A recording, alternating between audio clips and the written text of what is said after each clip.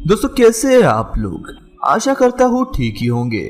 आज हम लौटे हैं कुछ ऐसे चीजों के प्रोडक्शन के साथ जिन्हें शायद आपने अपनी जिंदगी में कभी नहीं देखा होगा। दोस्तों इस वीडियो के बीच में आपके लिए एक सरप्राइज है, तो वीडियो को बिल्कुल भी स्किप मत करिएगा और स्टार्ट से लेकर एंड तक जरूर पूरा देखिएगा।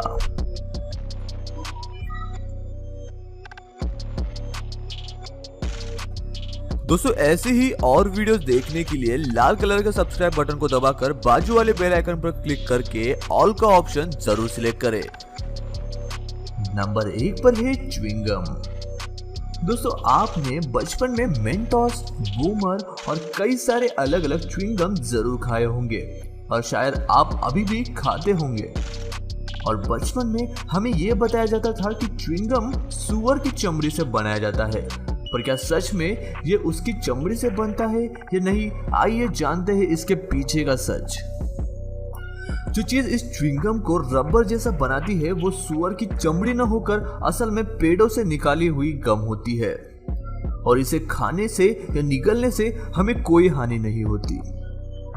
इस गम को सबसे पहले मिक्सर में डाला जाता है, बाद में उसके ऊपर से कलर और फ्लेवरिंग को मिलाया जाता है और जैसे ही ये सारी चीजें मिक्स होने लगती है वैसे ही उसमें ग्लूकोज मिलाया जाता है, जिसकी वजह से जब हम च्युइंगम चबाते हैं तो उसमें से मीठी टेस्ट आती है।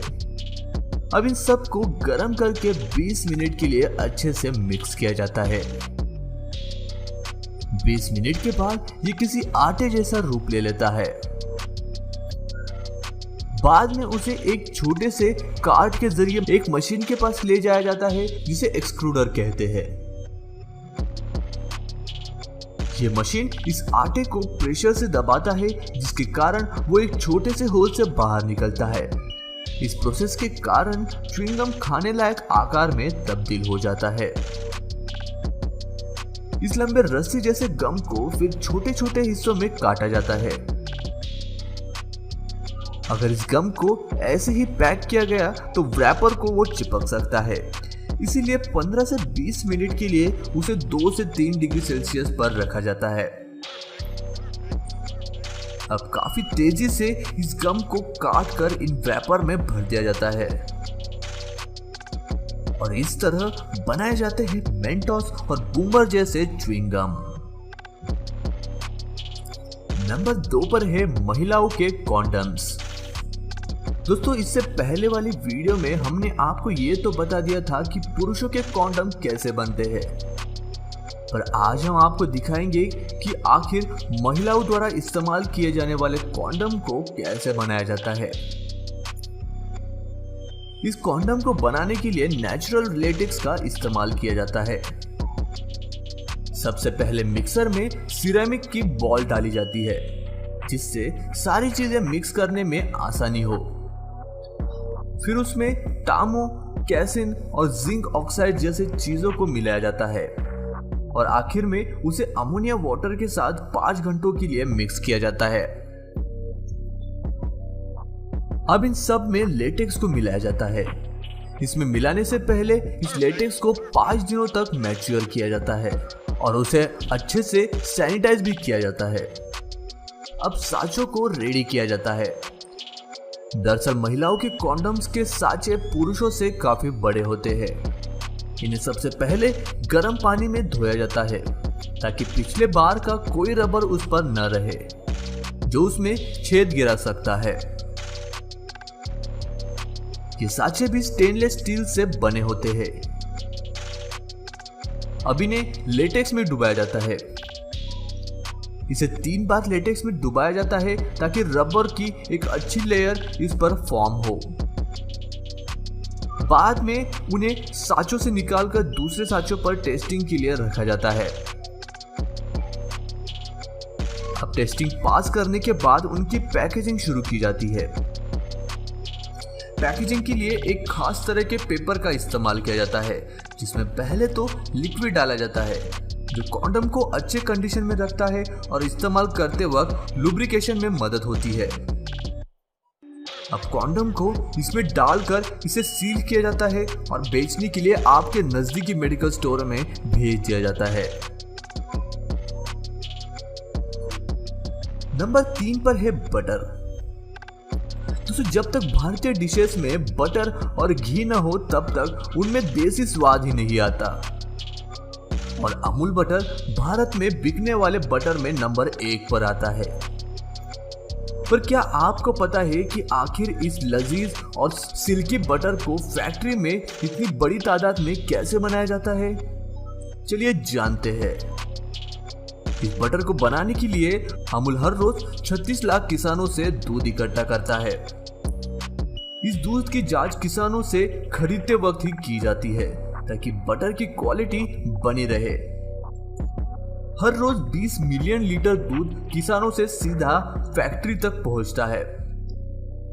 सबसे पहले इसे बैक्टीरियल रिमूवल टैंक में डाला जाता है जो इस दूध के अंदर के बैक्टीरिया को निकाल देता है। बाद में क्रीम और पानी को दूध से अलग किया जाता है। अब इस क्रीम को बाजू में निकालकर उसे 3 से 4 डिग्री सेल्सियस पर धोया जाता है। अब इसे वैक्यूम चेंबर में डाला जाता है जिसमें नमक मिलाया जाता है। सारी चीजें होने के बाद उसकी टेस्टिंग की जाती है। टेस्टिंग पास होने पर उसे पैकेजिंग के लिए आगे भेजा जाता है। अब एक चौकोनी ओपनिंग से बटर को पुश किया जाता है और फिर उसे ब्लेड से काट कर पेपर में पैक किया जाता है। तभी दूसरी तरफ रोबोटिक मशीन इस पेपर को प्रेस करके उसे पैक करता है। ये सब प्रोसेस काफी तेजी से होती है। अब कन्वेयर के जरिए उन्हें आगे भेजा जाता है जहां पर इन पर और एक कार्डबोर्ड की पैकेजिंग चढ़ाई जाती है। अब इन्हें 50 के ग्रुप में बक्सों में पैक किया जाता है। कुछ बटर को बड़े साइज में भी पैक किया जाता है जैसे कि ये प्लास्टिक टब। एक वैक्यूम पंप इस प्लास्टिक टब को खींचता है और आगे लगे नोजल उसमें बटर भर देते हैं। फिर इसको एल्युमिनियम फॉइल से सील किया जाता है और आखिर में इन्हें आपके नजदीकी दुकानों में बेचने के लिए भेज दिया जाता है। आखिरी नंबर पर है मछलियां। दोस्तों फिश टैंक तो आप सभी ने देखा होगा और उनके अंदर की सुंदर मछलियां देखना भला किसे पसंद नहीं है। पर क्या आपको पता है कि उसके अंदर के मछलियां आखिर में आपके नजदीकी एक्वेरियम तक कैसे पहुंचती है? फिश टैंक में पाई जाने वाली सबसे कॉमन फिश है गोल्ड फिश। सभी मछलियों की तरह ये भी अंडों से ही पैदा होती है। ब्रीडिंग प्रोसेस शुरू करने के लिए सबसे पहले नर और मादा को अलग किया जाता है। इन्हें अलग करना काफी मुश्किल होता है, पर यदि अंडे दिख जाते हैं तो काम काफी आसान हो जाता है।